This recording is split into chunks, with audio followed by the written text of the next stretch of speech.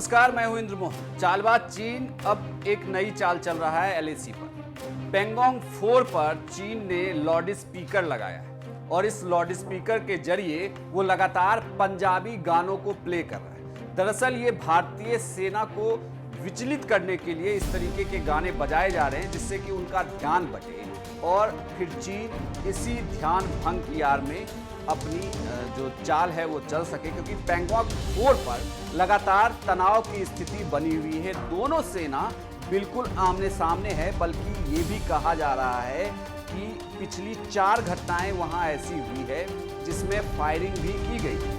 हालांकि इसके पहले सिर्फ भारत और पाकिस्तान की सीमाओं पर ही फायरिंग की खबर आपने सुनी होगी।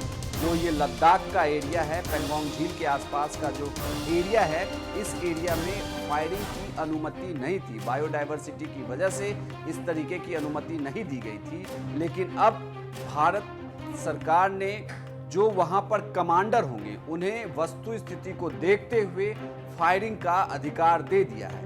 यानी कि अगर इस तरीके की कोई हरकत चीन करता है तो भारत अपने बचाव में फायरिंग कर सकता है। और ये कहा जा रहा है कि पिछले 7 और 8 सितंबर को भी वहां पर फायरिंग हुई है। लेकिन फिलहाल चीन की नई चाल ये है कि उसने फिंगर 4 के पास लाउड स्पीकर को लगा दिया है और इस लाउड स्पीकर पर चीनी गानों के साथ साथ पंजाबी गानों को भी प्ले किया जा रहा है। दरअसल पेंगोंग 4 पर जो बटालियन मौजूद है उसमें से बहुत सारे जवान जो हैं वो सिख जवान हैं, तो उनका ध्यान भटकाने के लिए इस तरीके के गाने को प्ले किया जा रहा है। आपको मैं यहाँ ये भी बता दूं कि 1962 में और 1967 में भी चीन इसी तरीके की चाल चल रहा था। लेकिन बता दूं आपको कि अब भारत के जवान पूरी तरीके से सतर्क हैं।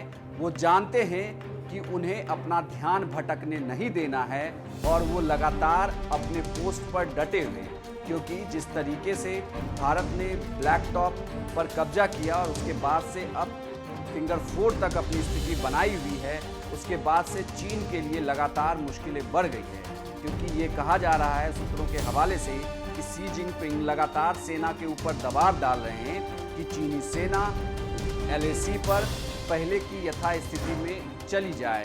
यानी कि जो उन्होंने भारत के ज़मीन पर जो उन्होंने घुसपैठ किया था वो घुसपैठ हो, लेकिन भारतीय जवान पूरी तरीके से सतर्क हैं, लगातार अपनी आंखें खोलकर भारत के सरहदों की निगहबानी में डटे हुए हैं। ऐसे में पंजाबी गानों का बजाना एक बार फिर से बताता है कि चीन लगातार ऐसी चाल चलेगा जिससे कि भारतीय सेना का या तो मनोबल कम हो या ध्यान भटके और उसके बाद वो भारतीय सरजमीन पर घुसपैठ कर सके। लेकिन आपको बता दूं कि पिछली जितनी भी आमने सामने की फाइट हुई है चीन के साथ, वो उसमें लगातार भारत का ही दबदबा है। इतना ही नहीं, बातचीत भी चल रही है कमांडर स्तर पर, ब्रिगेडियर स्तर पर, और यहाँ तक कि रक्षा मंत्रियों की भी बातचीत हुई है।